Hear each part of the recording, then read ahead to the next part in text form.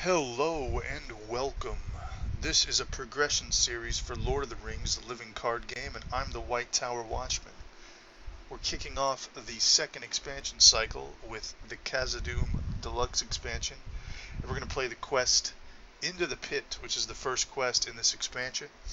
A bit of a different theme as we're diving into Moria and the outskirts of the Misty Mountains in this cycle.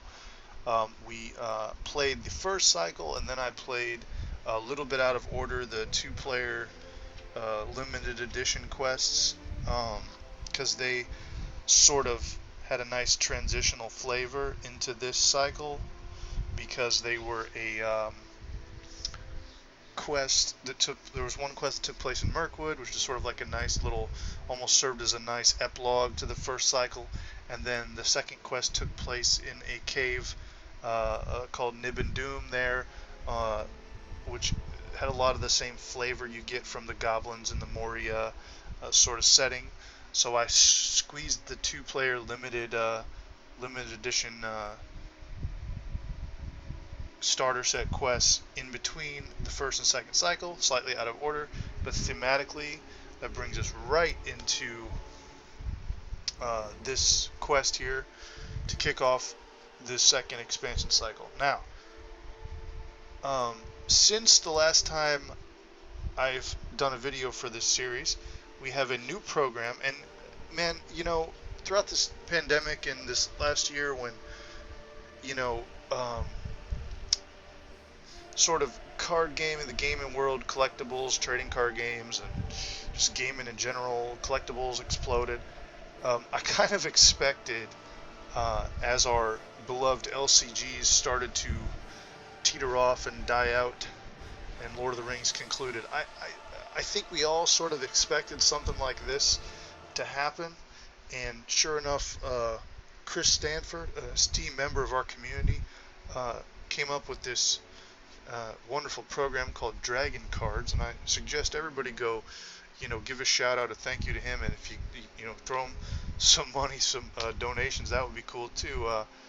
Just anything, because this game is now forever going to be basically an archive mode here. This is a nice sleek browser program where you can play the game very easily with all kinds of new features, sort of like in my opinion way better than Octagon.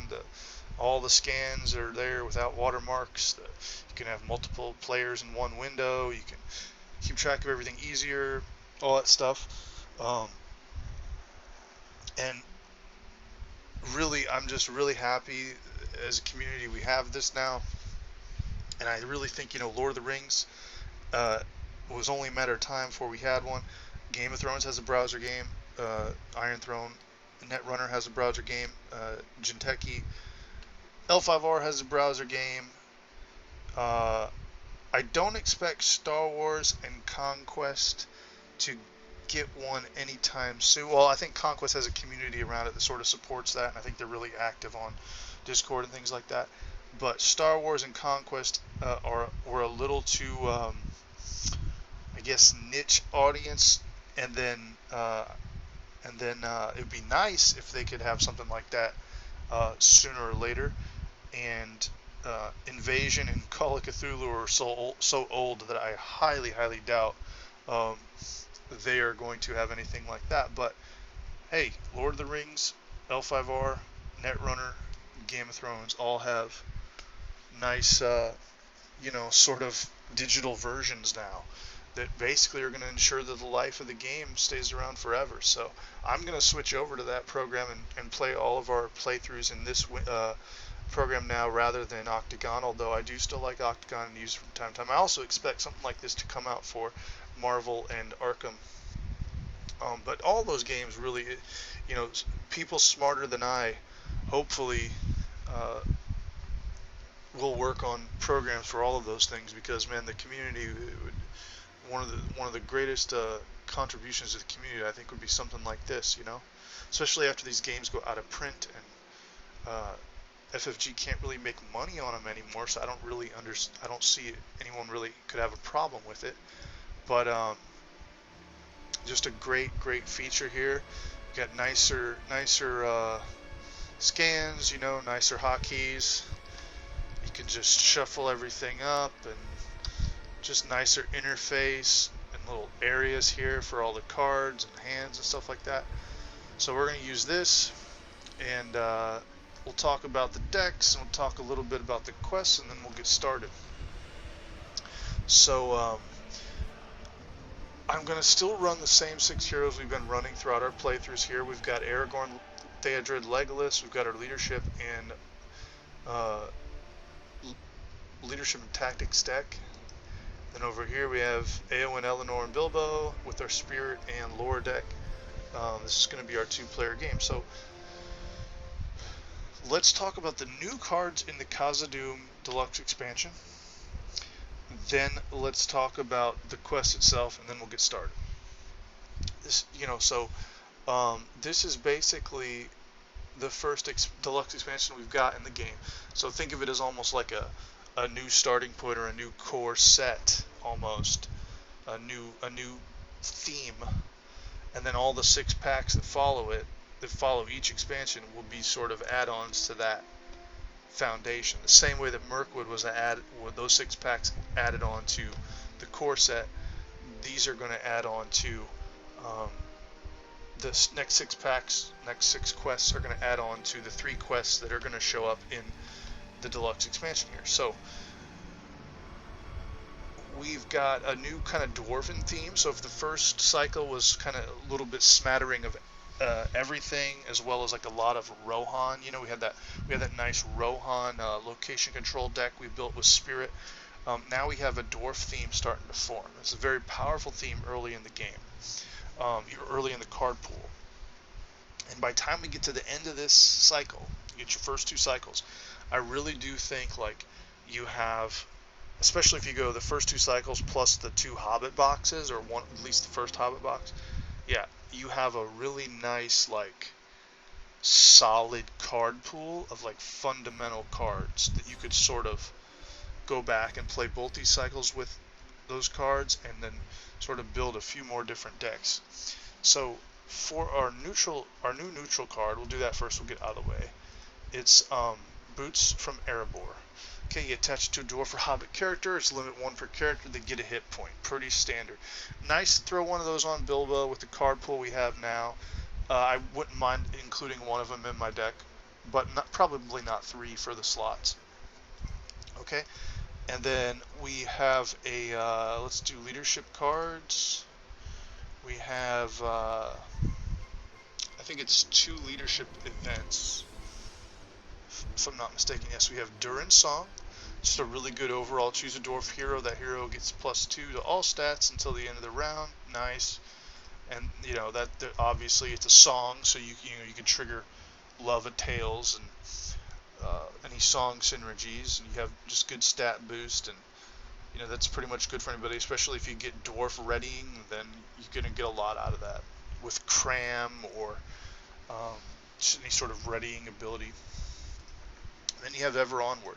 I really like this card in a single player game, just like Bilbo is a great single player card. This is another great single player card. 3's not bad in the leadership. You can probably afford it most of the time if you got Sword of Gondor out there. It says after the player's quest unsuccessfully choose a player, that player not raise his threat. I mean, this is dying to be played in a single player game. You choose yourself. You basically get a free round and not quest. It's pretty amazing. Otherwise, I don't think I've ever put it in a deck because I almost always play 2 players, but it's not a bad card for the situation. Okay, now as far as tactics cards, we get Veteran of the Nandahirian, and he's got really good stats, high cost but good stats. He comes into play with the damage on him. You're pretty much using him to attack. Warrior traded if you want to use them later down the road, with a lot of like the attachments that come out in the Arid Mithrin cycle, but by that time you probably got a lot more warriors too as well, cheaper. Okay, and then we have Dwarf Elf Axe. Now this is better than the Dwarven Axe in my opinion, okay? So instead of costing 2, it costs 1. Instead of having to put it on a hero, you can put it on a character. But unlike the Dwarf Axe, this has to be a Dwarf character. See, whereas the Dwarf Axe, you can put it on any character for +1, or excuse me, you can put it on any hero for +1, but if it was a Dwarf, you get +2. But it costs 2. This has to be a Dwarf, but it can be any character, and it always gives you +1. But then it says after attached character attacks, deal 1 damage to defending enemy. So essentially, that gives you an opportunity to, if you don't quite kill something, you also get 1 direct damage effect after the attack is over. Now, the caveat here is if that direct damage is if that direct damage effect is the last point of damage that enemy needs to be destroyed, that will not trigger when you attack and destroy an enemy. Like Legolas, he says, after he participates in an attack, destroys an enemy, place 2 progress tokens on the current quest. Well, if that axe, let's say hypothetically Legolas was a dwarf, right? Which he can't be, but let's just say he was. Okay, dwarf is one of the few traits I don't think you can actually bestow on people in this game. But let's say Legolas was a dwarf, or a dwarf had some ability like that, which after he attacks, he gets to do something. If this point of damage is the thing that kills the enemy, that doesn't count as the attack, because this is a card effect originating from the attachment. So that will not trigger Legolas's ability were he to somehow get this axe. However, it's still nice just to have that direct damage ability. I mean, if you have a 2 hit point goblin and Thalon quests and does 1 hit point, then it doesn't really matter how much defense that goblin has. You could have dwarf characters out there with these axes. Your allies, like your 0 willpower allies that aren't questing, they could just clip goblins and take them out. You know, or if you had 2 of these on somebody, you could do that to a 3 hit point enemy if Thalon was questing. Just this starts to develop a direct damage sort of deck. It works for that if you want to use it just for the response itself. And just to be clear, one other common combo besides like the Legolas thing, since Legolas technically would never even be able to use this axe, I think a better example would be like if your hero with this axe attacks and defeats an enemy, you could exhaust this axe to trigger Foe Hammer, which is the later in the Hobbit box you get a Tactics event card that allows you to draw 3 cards if you exhaust a weapon after you destroy an enemy. But if this effect is the thing that ultimately destroys the enemy, the damage effect right here, then you would not be able to, because it's not the attack that's destroying the enemy, it's the card effect from the attachment. Okay, so it's just a little caveat there, but overall I still think that's a better weapon than the higher costed Dwarven Axe in most situations. Okay, and so that's the tactics cards. And then I do think we have some new heroes, but they're not leadership or tactics. So let's take a look at our other deck. This is pretty much the same stuff we've been using, guys. I'm going to use it for this. I am doing the Orc Slayers because we have a lot of 2 hit point goblins in here, so I've thrown them in here just for good measure. And you know, the Born Alofts could now go on, say they could go on them, and they could go on Gandalf, and go on a lot of different people there. Okay, then over here, let's take a look at our new spirit cards. So we have a new spirit hero, that's Dwalin. Okay, after he attacks and destroys an orc enemy, lower your threat by 2. So it's situational, you know, not every quest has orc enemies, but most of them do. So he's a nice guy you can use. He's got 2 attack, 2 defense, 4 hit points, 9 threat. It's a solid spirit ally, or excuse me, spirit hero.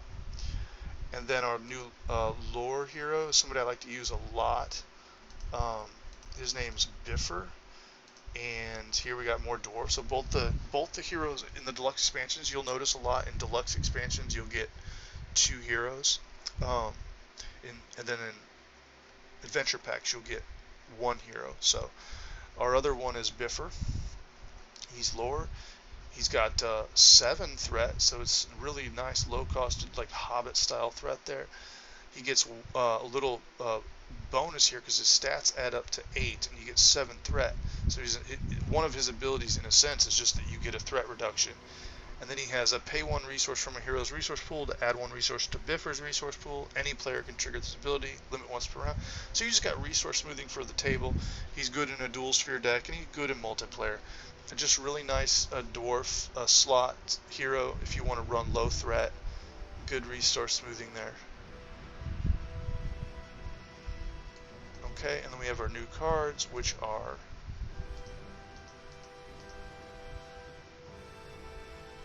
I believe it's Untroubled by Darkness. Okay, so costs 2 event. Each dwarf character gets +1 until the end of the phase, +2 if the active location is underground or dark location. So if you remember, let's compare this to if we got a Rohan deck last cycle.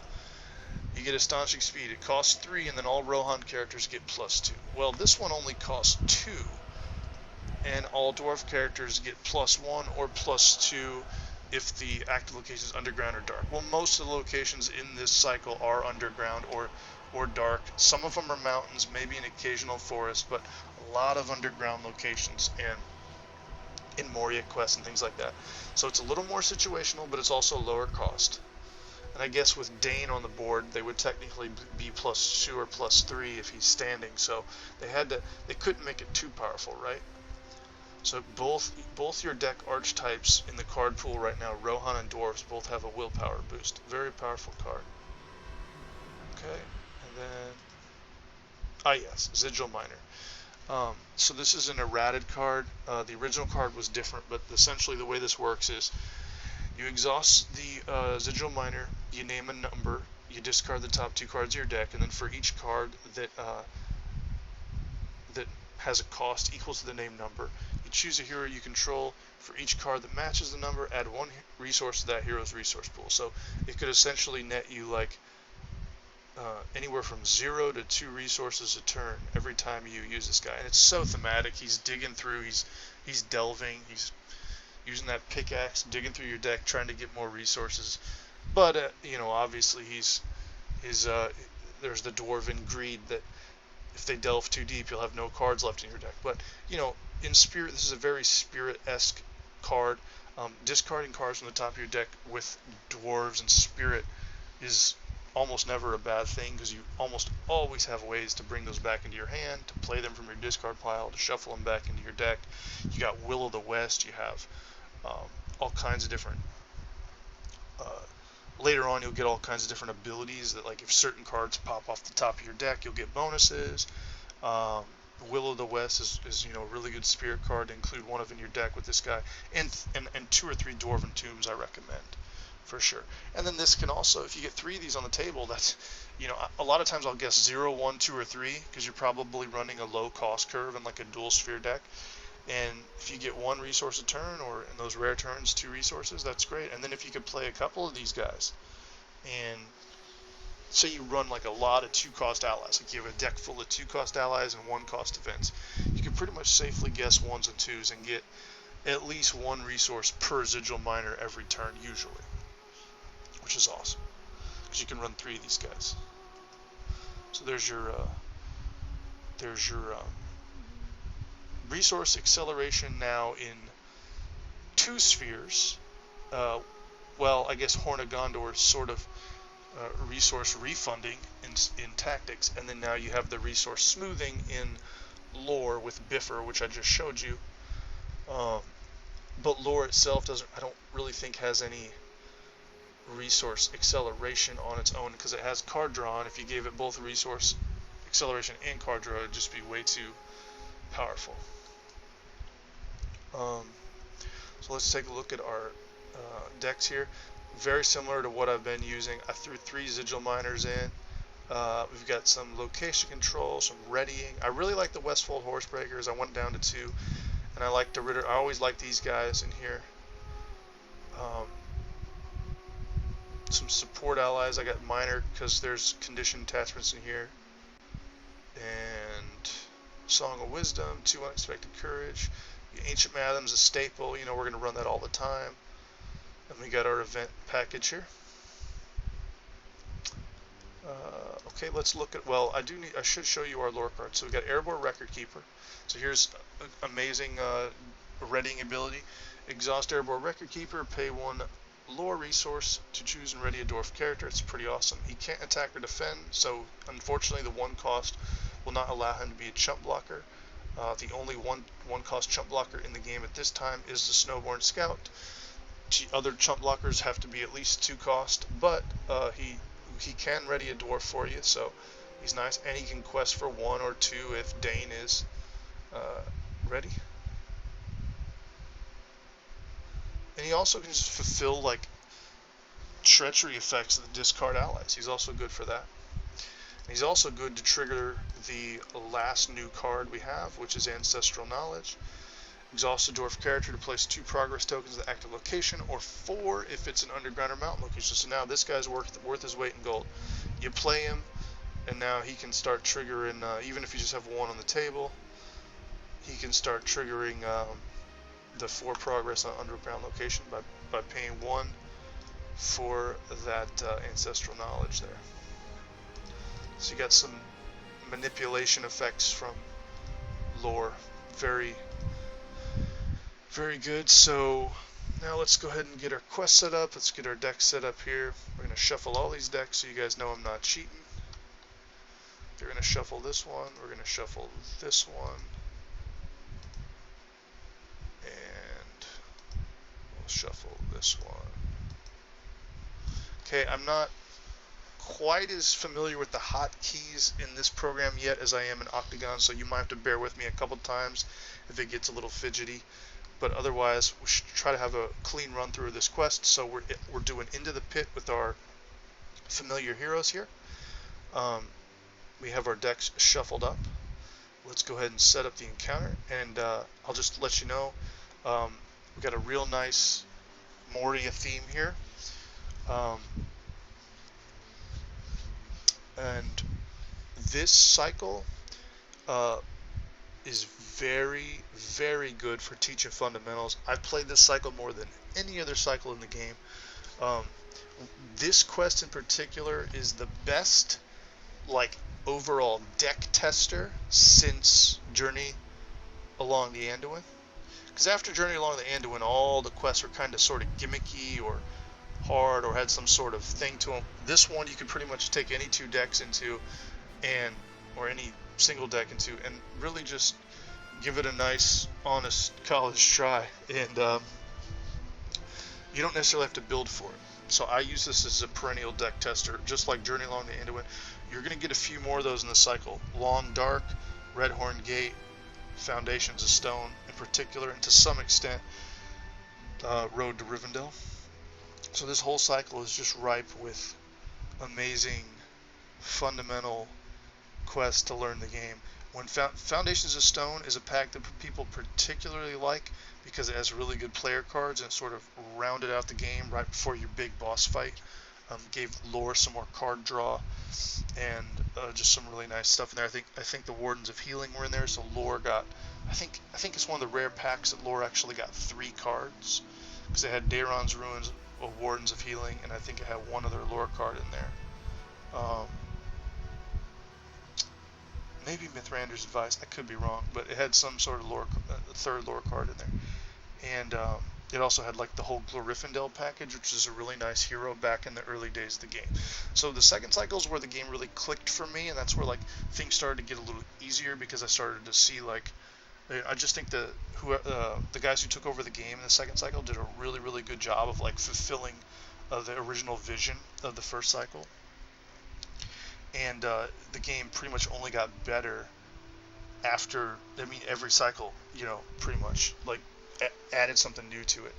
So, but the first 2 cycles in particular form like a really nice, cohesive fundamentals based the card pool essentially. And I'd recommend playing those over and over and over again until you've like basically mastered it. And the one thing that I think people have the hardest problem with on this particular quest is the treacheries. There's this huge treachery package that hits you from every which way, and it can it can make you just basically, you don't know, should I keep characters standing? Should I exhaust characters? Should I send characters questing? Should I not send characters questing? What should I do? And the thing is, this quest in particular is a very, very good exercise in the process of elimination. Because if you're playing a two-player game and you're reasonably lucky, you should be able to guess right most of the time and be able to handle everything that comes out here. You might not come out unscathed, but you should be able to handle everything that comes out of here. If you know the encounter deck. This quest is a big lesson in learning the encounter deck. So let's go ahead and set up the quest here. You have been sent by the White Council to Moria to deliver a message to Balin and his dwarven colony. No one has heard from him in a while. Search the encounter deck for Eastgate and Cave Torch. Put Eastgate into play as active location and have the first player attach Cave Torch to a hero of his choice. Okay, so Eastgate's going to be the active location here. It's immune to card effects and has 7 quest points. Now, that doesn't mean player card effects. That means all card effects. It doesn't say the word player on it. That means if we get a Dreadful Gap, if we get something that affects the active location, it doesn't do anything. Okay, it has 7 quest points. It has 7 threat, but we won't worry about that because it will never apply. And then it says players cannot optionally engage enemies and no engagement checks are made. Okay, so we're like skirmishing. We're not fighting enemies yet. We're just we're watching them stack up, and we're trying to figure out how to best get in the Eastgate. And then as soon as we do, they're all going to come after us. After Eastgate leaves play as an explored location, add first hall as staging area. Okay, so we'll get to that in a second. And then Cave Torch, the first player attaches to heroes of his choice, and we can pick any hero. It can be on any team because it's just one of my choice. So we'll pick Theodred, and we'll take up one of his restricted slots here. Nice. Okay, this says it's restricted. You exhaust the Cave Torch, place 3 progress on a dark location. We're going to go see what's over there. Whoosh, very thematic. We saw this in the Caves of Nib and Doom. After Cave Torch exhausts, discard top card of the encounter deck. If that card is an enemy, add to the staging area. Okay.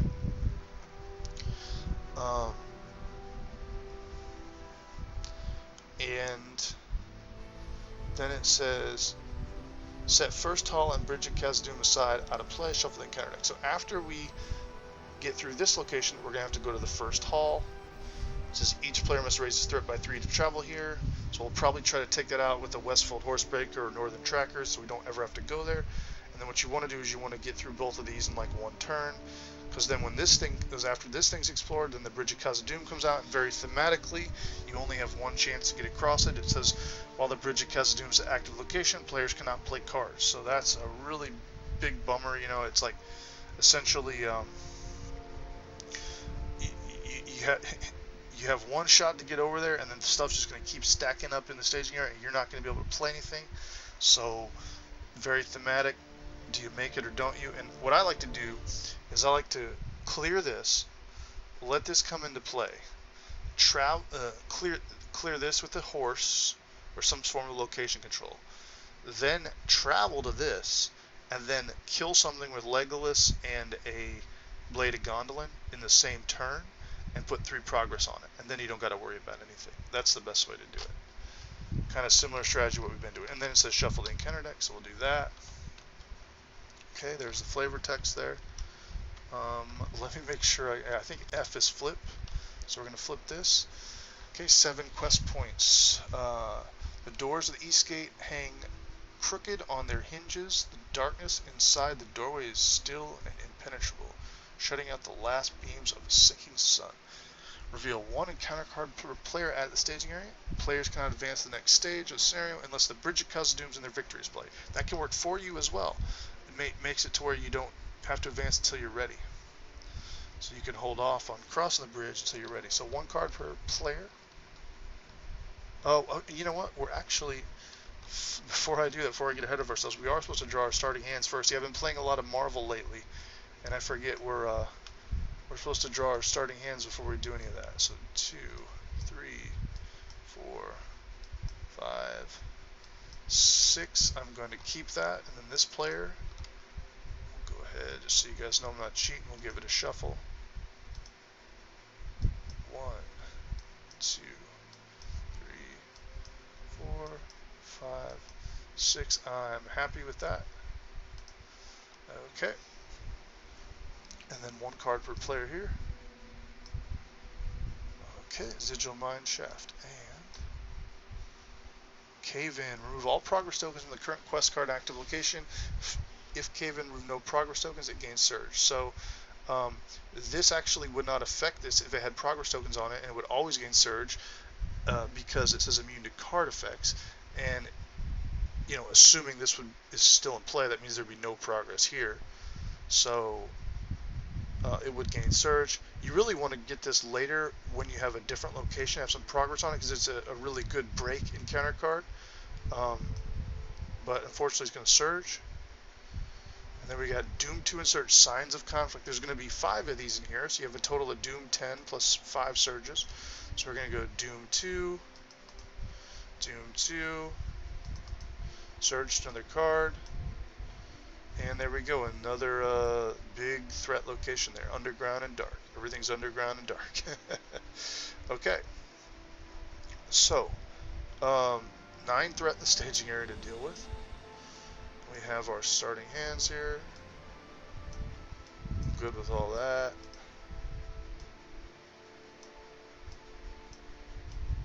Okay, need some willpower here. Okay, so let's get the game started then. Alright, first player, let's see if I can get these hotkeys right. So let's see here. Fresh and raised threat. Where's the start next round? I think it's Shift N. Yep. Hey, it worked. Awesome. And this player will do it as well. Now notice it doesn't account for the fact Bilbo's in play. So we're going to draw an extra card for the first player. Look at that. Okay.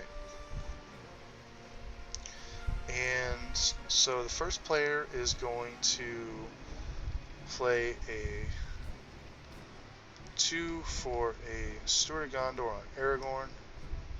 We're going to exhaust it to give Aragorn 2 resources. He has the Gondor trait now. Okay, and then we'll spend 1 on one of these Vassal Windlords, right? Second player is going to play 2 for the Sigil Miner. We'll exhaust him for his effect. We discard 2 cards at the top of our deck. We're going to call the number 1. 2, whatever it is, it's always the other one. 2. See, I was actually thinking about calling 2, and I was like, it's usually, when I call 2, I usually get 1, so I would have got 2 resources there. That's a bummer. Okay, and that's all we're going to get to do. And and this is also good to know your deck, because everything you've seen gives you a better chance to draw what you haven't seen, so you have to know your entire deck there. Alright, let's go ahead and go questing, guys. Oh, okay, so here's the deal. We have like a 40 or 50 card encounter deck. And actually, I was trying to see what we have. I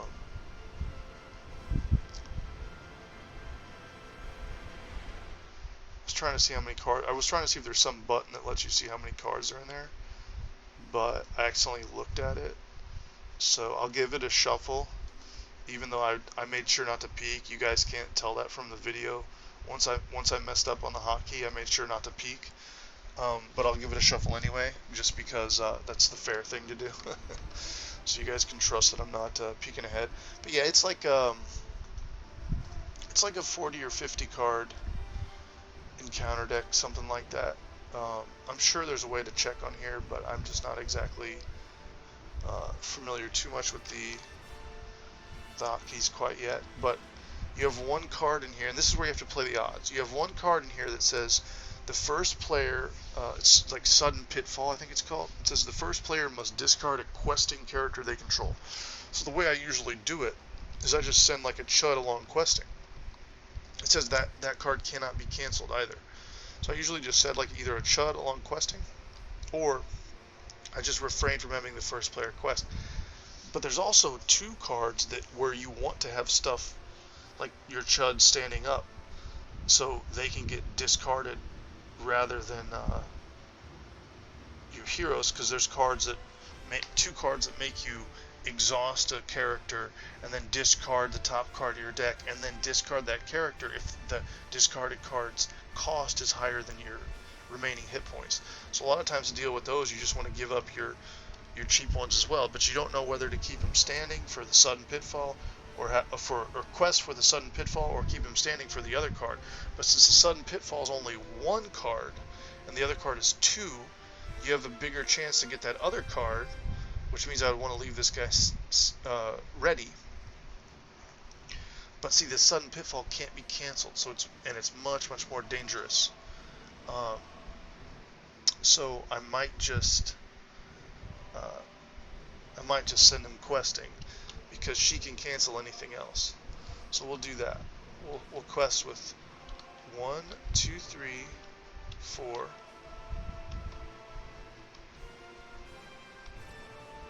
And then I'll use his ability to give Aragorn a resource right now. After he commits to a quest, you choose another character to give him a resource. And then I'll use Aragorn's ability to ready a questing character. Let's make sure all these guys are questing here.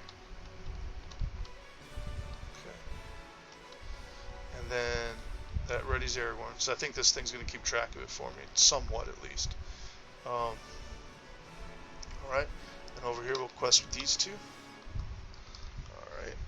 So we're questing for 5, 6, 7, 8 up against 9. Let's see what we get. There's the Watchful Eyes. Okay. First player attaches Watchful Eyes to one of his heroes. Counts as a condition attachment with the text limit 1 per hero. If attached hero is exhausted at the end of the combat phase, reveal one card from the counter deck and add the staging area. We're going to put that on Aragorn. And then next we have the Branching Pass. Okay. While Branching Pass in the staging area, each dark location gets a +1 threat. Then it has a forced effect after we explore it. And this includes itself. So 1, 2. We're looking at.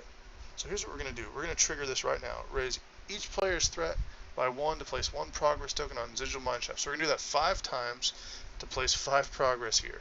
I don't mind doing that right now, just to get that threat out of there. Just going to power through this. That explores this. Okay. And then we'll go ahead and trigger this. Exhaust Cave Torch to place up to 3 progress on a dark location. So we're going to exhaust it. When this exhausts, we discard the top card of the encounter deck. If it's an enemy, we add the staging area. Nope. And there's that Crumbling Ruin. That's the one where you want to have cheap allies ready to soak that up. So we got rid of one of those. That's good. So we're going to place 3 progress here. That's going to explore this. After it leaves play as an explored location, look at the top 3 cards in the encounter deck. Players must choose one of those to reveal, add the staging area, moving the other 2 to the bottom of the deck.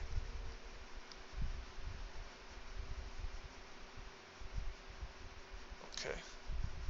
So this is going to be explored. We look at 3. We're going to look at the top 3. We're going to reveal 1. And I think we'll reveal this one. We'll put the other 2 on the bottom. So I think the best way to do this would be, so I'm not exactly sure about hotkeys right now, so we'll do that.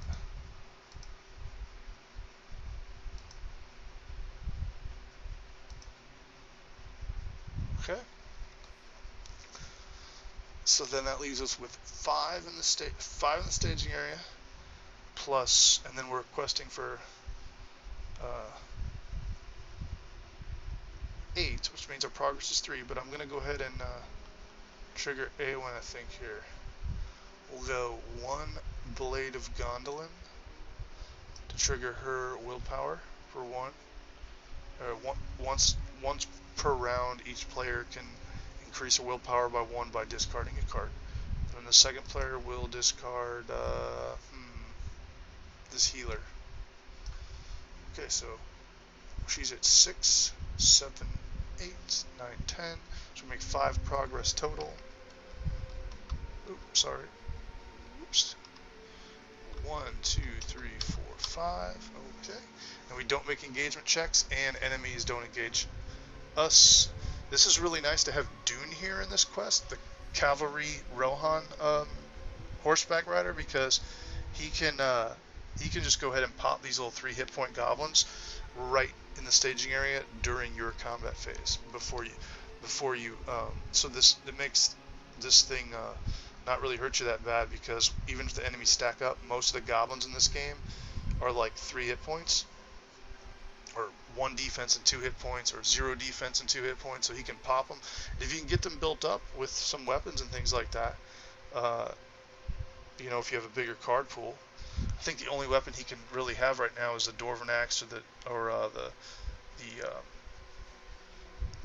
you could do the Blade of Gondolin on him.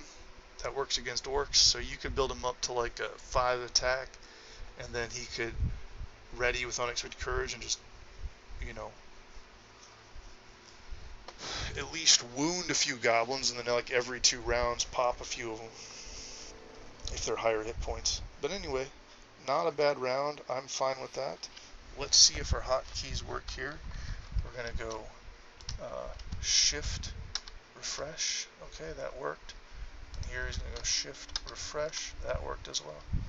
So we raised our threat. We passed the first player token. We readied all our heroes, and yep, that works for me. So now we go to the next round. Let's do our shift N, and that will should give us our card and our resources for that player, card and resources for this player. Now remember, we have to draw that extra one for Bilbo. Okay, nice. Let's go ahead and do our residual miner. I'm still going to call 1 because I'm seeing a lot of 2s go in my hand. We discarded some 2s, so I'm going to call 1 with this guy. We're going to discard 2 cards. 4 and 1. There's our 1. So we get 1 resource. I get to choose a hero and give it a resource. Go ahead and give her a resource. Oops. Give her 1, not take 1 away. Alright. Well,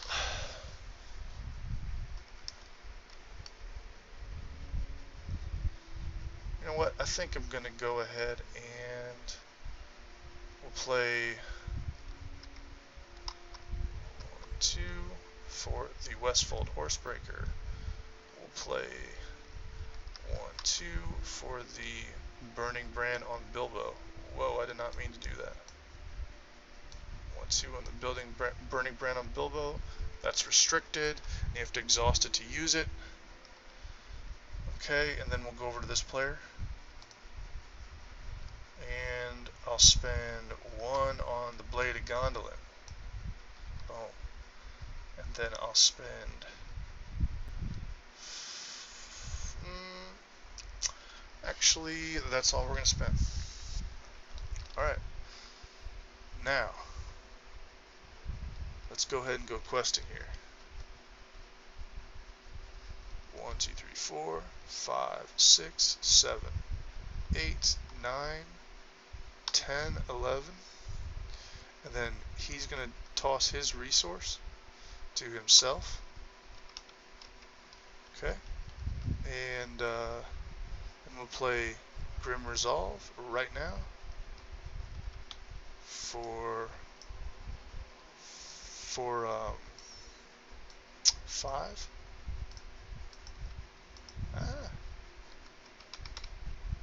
That's going to ready all characters.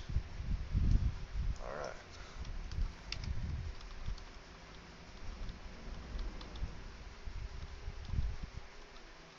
Alright. See what comes out here. Okay, branching paths and Goblin Follower. Goblin Follower engages the last player when revealed. Well, here we go. Last player. Okay. And then let's go ahead and use our Cave Torch here. Exhaust the Cave Torch. Try to place 3 progress here. Is it an enemy? No, it's not. Okay, place 3 progress here. Pretend those are progress since I hit the wrong hotkey. Alright. And then this is explored. When this is explored, We look at the top three, we reveal one, and put the others on the bottom. So, you know, I think in this case we're going to reveal this guy. Let's go ahead and put him. Actually, this would not go off because we're immune to card effects right now from our thing. So we might just want to reveal this guy. Yeah, maybe get some victory points later. We're definitely going to put this on bottom. So we'll do that now. And then it's really between these. We can't cancel this because we... Well, I guess we could cancel it with her. Get another card. But it's really... I don't really mind if this thing gets 3 extra threats. We have 8 threat and requesting for more than 8. So I'm just going to let this thing go off. I'm going to put this on the bottom. Okay. And then... Burning Low is going to trigger. It's going to give this thing 3 more threat. It says every location an enemy in the staging area gets +1 threat, +3 threat if it's dark location. Alright, so this has 7, and then this has 2, so we're at 9. Remember, we're questing for 1, 2, 3, 4, 5, 6, 7, 8, 9, 10, 11. Did I forget to use Steward of Gondor? I probably did. So we'll go ahead and do that now. Okay, wouldn't have mattered, so I'm not playing nothing anyway. So we're up by 2. Let's go ahead and exhaust the Sigil Miner again and call the number 1 here. Look at that. I'm gonna get 2 resources. We're gonna put those both on her. Okay.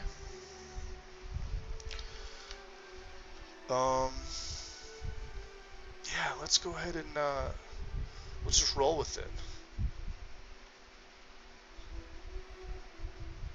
11 up against 7, 8, 9. That's 2 progress, which is just enough to get rid of this. Okay, so this goes to the victory display. Okay, and then the first hall comes in play. Alright.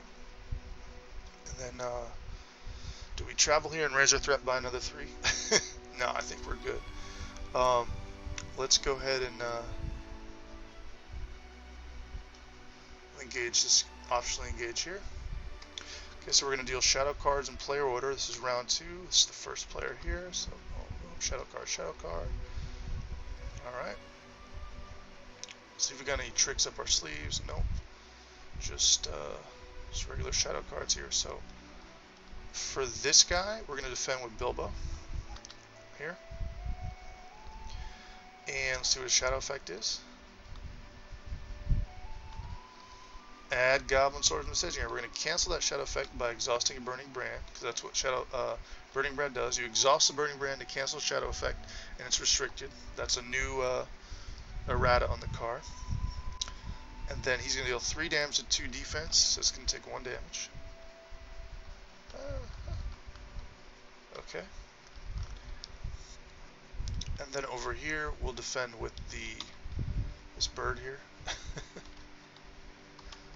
Okay, let's see what we got. Defending player must choose and exhaust 1 character controls. That's fine. We'll exhaust this guy. All right. Okay. And now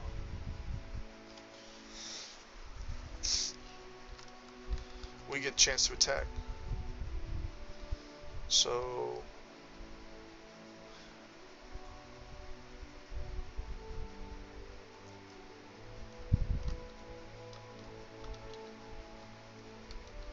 attack with Legless here, and we'll attack with ranged over here. So you're gonna deal 3 damage, 1 defense. This 2 damage is enough to destroy him. Boom. And now Legless is gonna trigger and place 2 progress here, and then this blade's gonna trigger and place another 1 progress there. Oops. Okay. And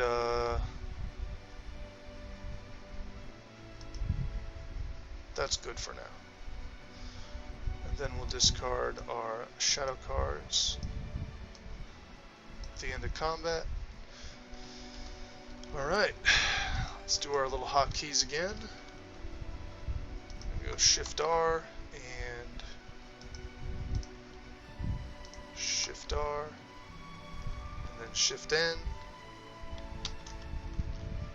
and Shift N, and one extra card for Bilbo for the first player. Okay.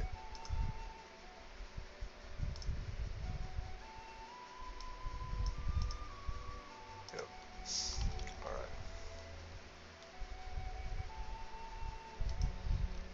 I'll trigger Steward of Gondor. Oops. Alright. If I had one more resource, I could play both of these guys, which would be awesome. Alright, let's play one Vassal Windlord.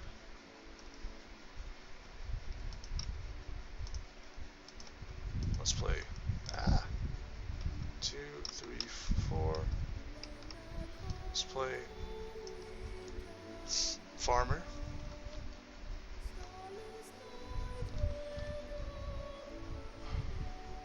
Okay. Over here, we're going to do Sigil Minor. We're going to call number 1. It's nothing. Okay. And,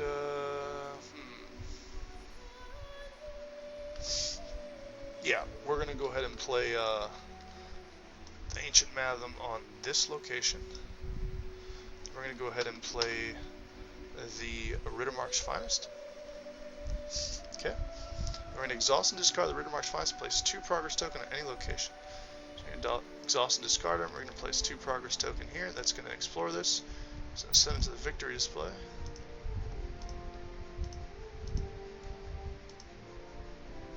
When this leaves play, this Bridge of Khazad-dûm comes into play. Then when it leaves play as an explore location, the first player draws 3 cards. So the first player is going to draw 3 cards. So we have the Ancient Matham there. Oops. Yeah, just did I draw 3?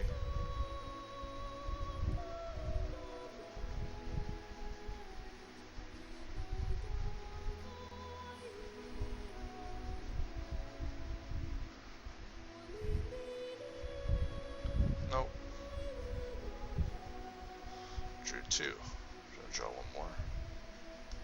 Alright. Well, that's nice. Okay.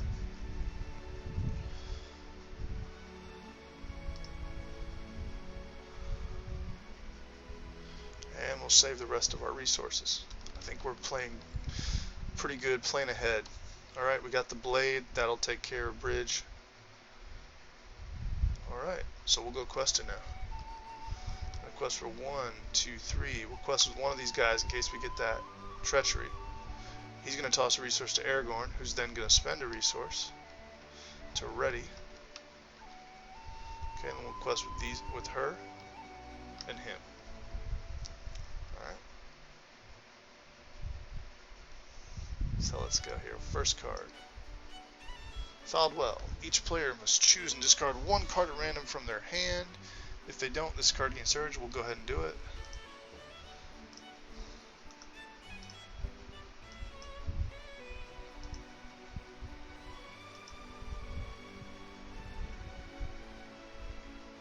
Oh, no, not from the deck. Sorry. I'm on the wrong one here.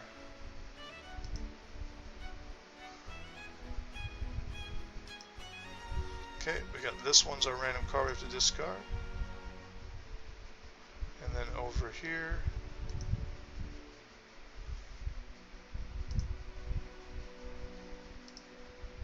pretty much figured we'd get one of those. Almost thought about just canceling it, but oh well.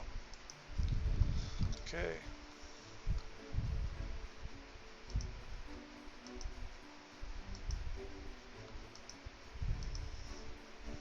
Alright. And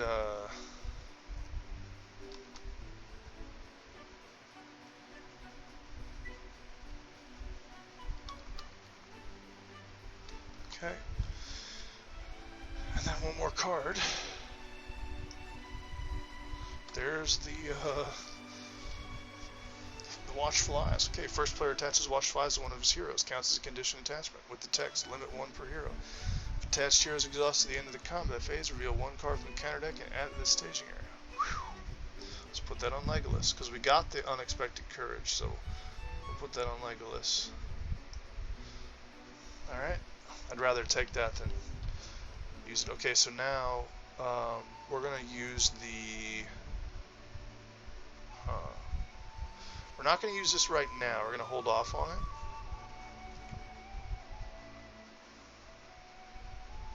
We have 8 going. We have 10 in the staging area. So we're down by 4. Or 2, excuse me.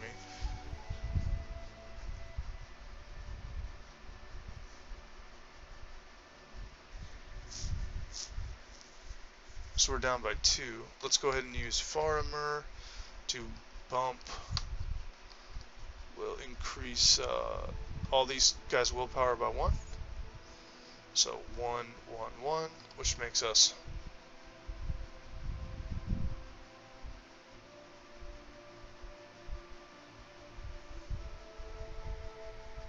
11 to 10 in staging, which means you do 1 progress. That's fine with me.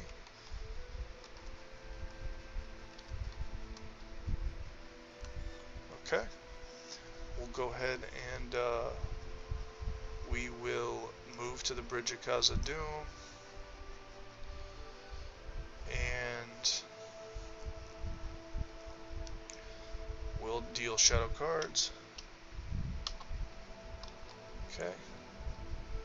And I'll go ahead and defend with this guy. Well, yeah, let's defend with this guy. Whoa, I didn't mean to do that. We'll defend here. So we get no shadow effect. So 3 damage here. That destroys the eagle. Okay, and then we'll attack him. 1, 2, 3, 4. 5, 6, 7. That's 2 defense, 5 damage. So I'll get this right one day, guys.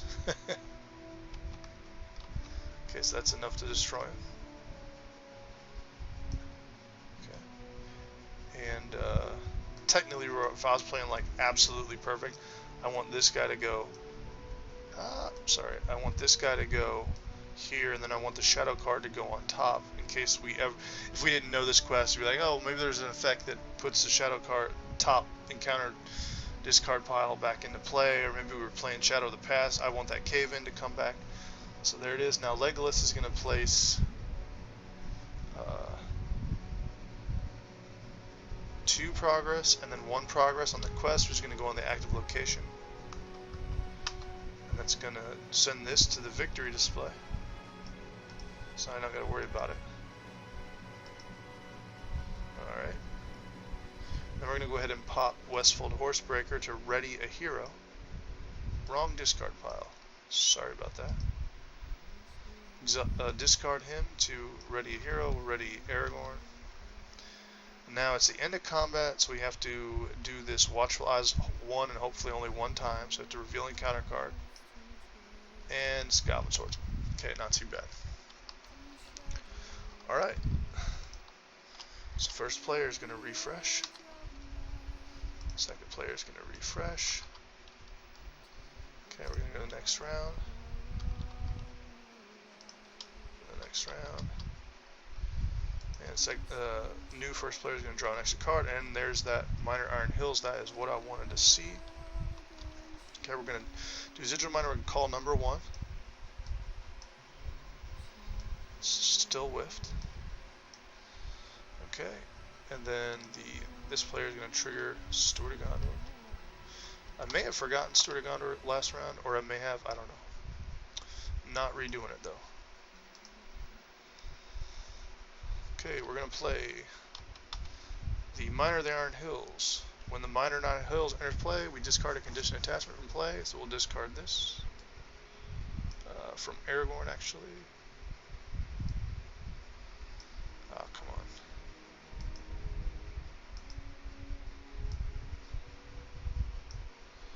Alright, and then we will play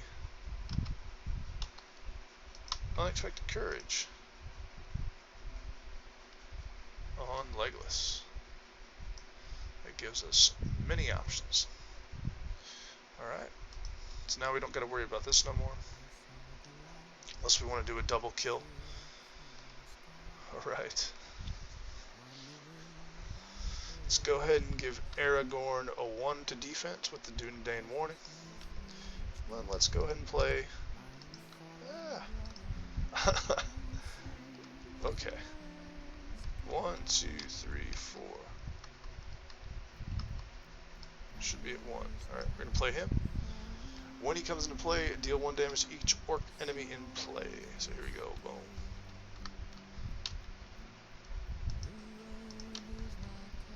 Oh, come on, guys. Alright, I did forget to use the cave torch last turn, I think. But we're just going to play like we didn't do it. Hopefully we won't run into anything too crazy.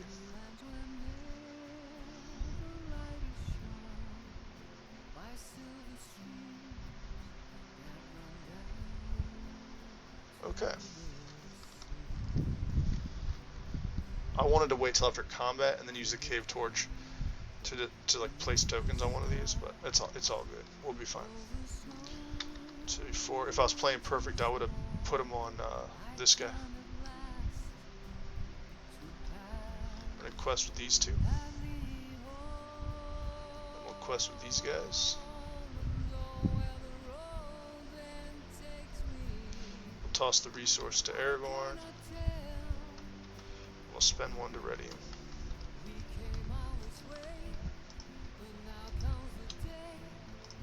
Okay. So we're questing for 1, 2, 3, 4, 5, 6, 7.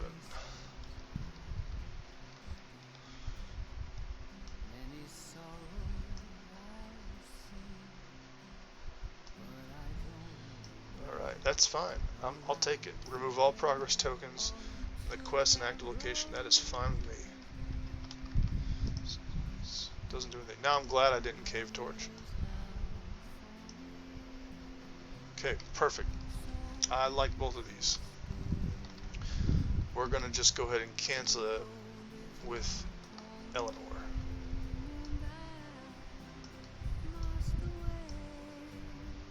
Alright, Digital Mine Shaft. Okay. Well, let's go ahead and raise our... Guys, this is killing me. Alright. Let's go ahead and raise our threats by 5 to get rid of that.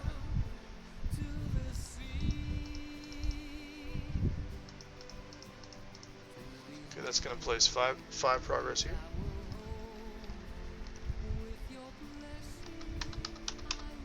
Okay, gets rid of this. Alright. We're going to trigger Faramir to give these guys +1 each. 7. And then we have 8 up here, so to break even, let's discard the Burning Brand. Let's give her +1. And now we will do our travel. So we're going to travel to the Faldwell. We're going to optionally engage this guy here. I'm going to deal him a shadow card. And we're going to press our luck with the cave torch and place 3 progress here. Is it an enemy? No, it's not. See, this is, I'm fine raising my threat. If we're missing all these, raise my threat for the locations, I'm fine with that. Puts 3 progress, and then maybe I'll get a Snowborn Scout next turn. We can take care of this. Alright.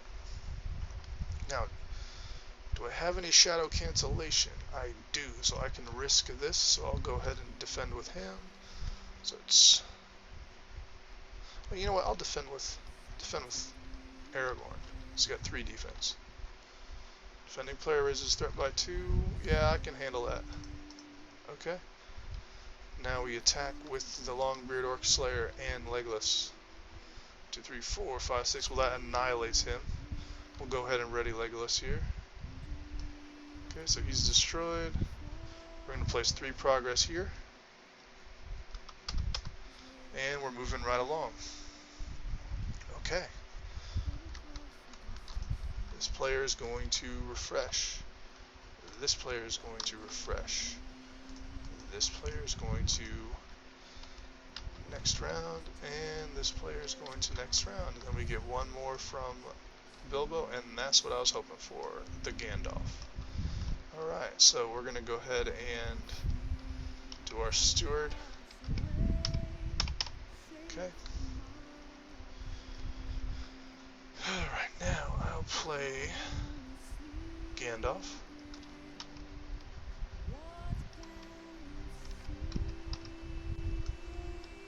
Lower our threat by 5. Alright. Then over here. And let's play one. Let's actually play the extra defense on him. Okay. Over here we're gonna Sigil Minor, we're gonna call 1. Hey, we got 1. Cool. Put 1 here, and then I'm gonna go ahead and play this guy. Then I'm gonna have the first player is gonna draw a card. Choose a player, draw a card, pick the first player. Watch it be sneak attack. Nope. Hey, there's that thing I needed. Okay. We can pretty much do the rest of this game just killing stuff with Legolas. It's just we have to make sure nothing kills us. Okay. So now we go questing. We'll quest 1, 2, 3, 4. Oops. 4, 5, 6, 7. Toss a resource. Ready him. Quest with him as well. Quest with that lady. 1, 2, 3, 4, 5, 6, 7, 8, 9, 10, 11. Alright, M4 in staging. Here we go. Okay, Goblin Tunnels. Goblin Tunnels. Okay. So we'll use Faramir to increase all these guys' willpower by 1. So he should make 7 progress.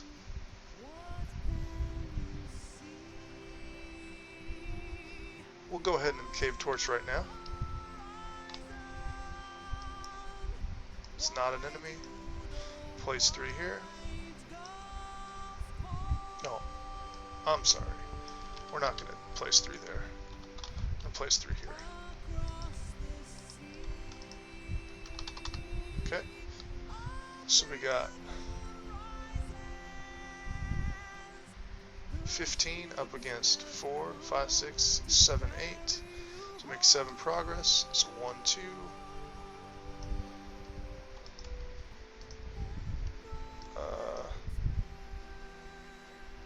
Let's discard 2 cards for Eowyn because I want to make exactly enough to get through this. Okay, so we'll make 9 progress. 2, 3, 4, 5, 7, 8, 9. Alright, so we discarded 2 cards, we calculated, we made just enough, so now we go to the next quest card, since the Bridge of Khazad-dûm's out of play. Alright, Goblin Patrol. The skeletons of dwarves and orcs lie undisturbed, but you have discovered no recent sign of the dwarven colony. The sound of scampering feet travels to your ears, and you move in that direction to investigate. There's a patrol of goblins marching in a loose formation through the shadows. It says, each player must search the encounter deck and discard power for 1 enemy of choice and add to the staging area. 1 choice must be the patrol leader if able. Okay, and then after enemies revealed from the encounter deck, discard instead of adding the staging area. Okay, if there's no enemies in play, immediately advance to the next stage of the scenario. Or if you place 11 progress, you can. So this is the kill all enemies or place progress. It's giving you a choice. This makes this quest a very good overall deck tester because you can do whatever you want, but it's not necessarily easy. Okay, so there's no goblin patrols in here.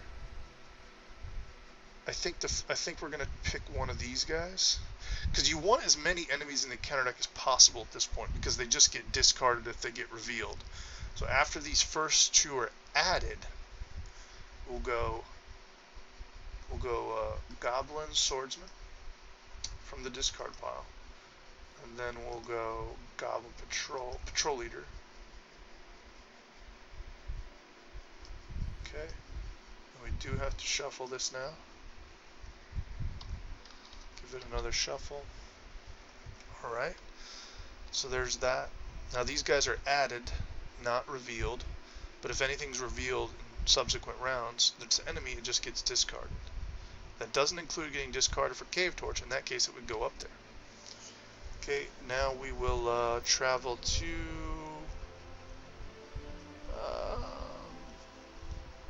you know what, I think we're just going to leave all this up there. Let's try to get our way out of this.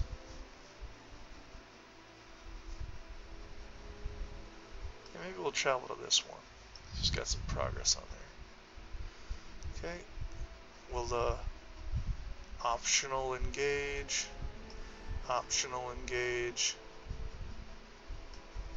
Okay. Shadow cards. Player order. Okay. Let's go ahead and play Feint on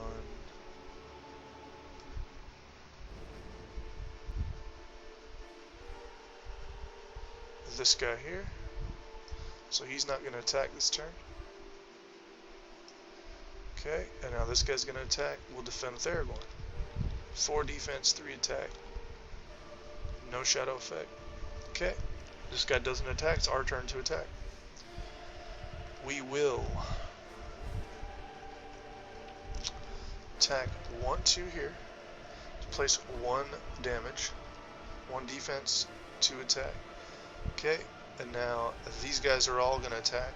1, 2, 3, 4, 5, 6, 7. We want to use this. He's going to use his ranged keyword to help out. So that does just enough to destroy this guy. But it says before he's dealt damage, discard the top card of the encounter deck. If discarded card is an enemy, cancel the damage. It's not enemy. It's the sudden pitfall. There we go. Boom. So he is destroyed. Awesome. And now Legolas gets to place 3 progress here. Moving right along. The end of the phase, all shadow cards are discarded. Everything's went right for us this game, guys. Alright. And then both players refresh.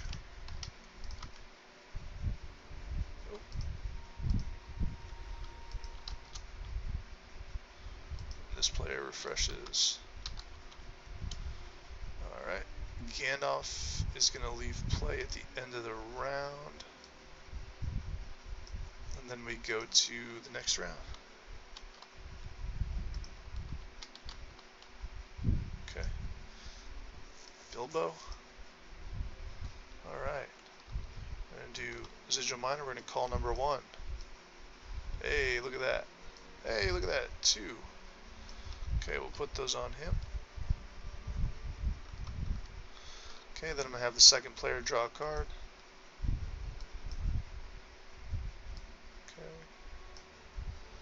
Okay, so we're going to spend all 3 of these and then play this lady. Then we're going to spend 1 of these and play this thing here. And then this guy is going to spend 1 on the Snowborn Scout. Sorry. When he enters play, place 1 progress token on a location. We're going to pick this one. That explores it. Then the first player is going to draw 3 cards from the Ancient Mathom. Nice. Alright. Looks good.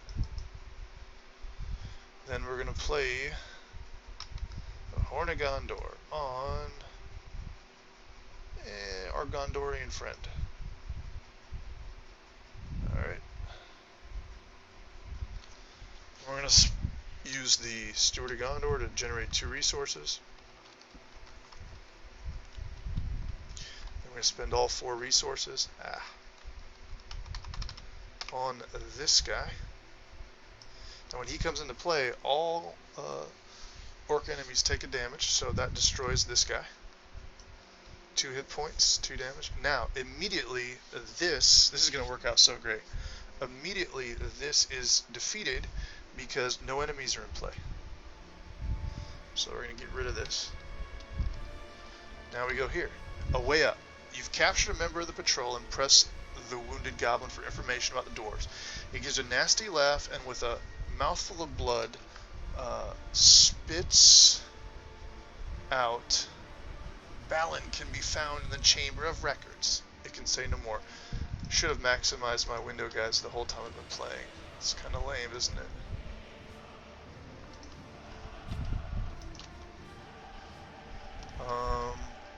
So let's flip this here.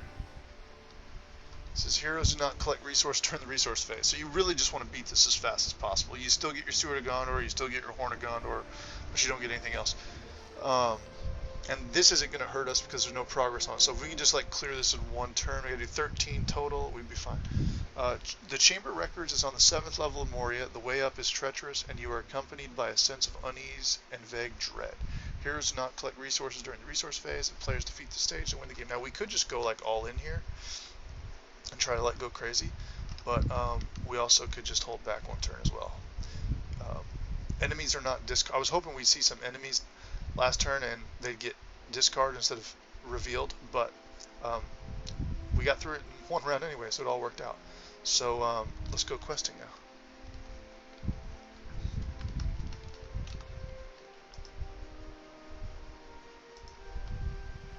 Alright. So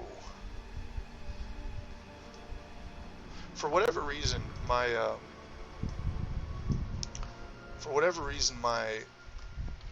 F11 like thing is not letting this go full screen, but I remember it doing that before, so it's a little too late now, isn't it? I've played pretty much the whole game without it, but that'll be nice, something I'll remember for next video. Okay, so let's go ahead and go questing here. Let's try to quest pretty heavy.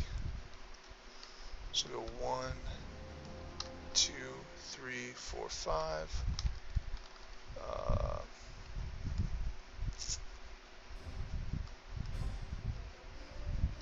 Yeah. Is that what we want?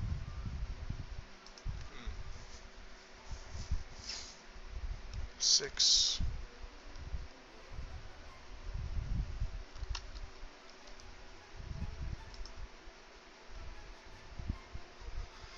7, 8, 9, 10. We'll toss the resource to Aragorn. Spend 1 to ready him.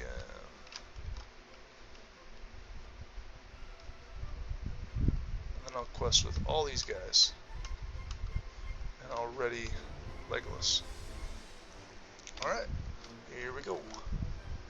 First card. Okay, Lightless Passage.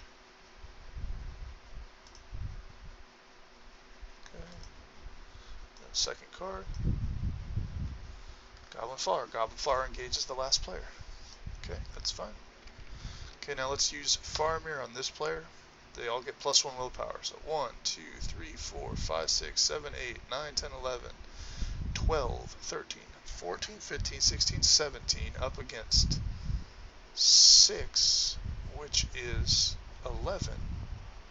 So we need to discard 2 cards. That should be just enough. So we'll discard 1 for Eowyn, the second player. We'll discard a 1 for Eowyn for the first player. And I think, guys, that just gets us there to where we don't have to worry about any sort of undefended trying to Legolas our way through this with this guy. I think that just gets us there. So this lady's now 6, 7, 8, 9, 10, 11, 12, 13, 14, 15, 16, 17, 18, 19, up against 6, 7, 8. So yeah, 11. Wait, did I count that right? Oh, 6. Okay, so 13. So 1, 2, 3, 4, 5, 6, 7, 8, 9, 10, 11, 12, 13. Guys, we just made it. That's cleared. Goblin doesn't get us. We beat the quest. That's game. Unless I missed something here, that's it. And not even 6 full rounds. There we go. 1 point of damage on Bilbo. Took it because it was 3 attack, 2 defense with the shadow cancellation. I could have healed it with her, but wouldn't have made enough to. If I wouldn't have quested with her, we would have not made enough. I thought about questing with her as well, because we had this ready, but what if 2 treacheries came? You know, you just never know. There's no reason to cave torch this right now, because if we do pop an enemy, it won't be quite enough to get it. So there you go. That's into the pit. Let's see what we didn't see. So we know there's some stuff we put on the bottom, I think, earlier.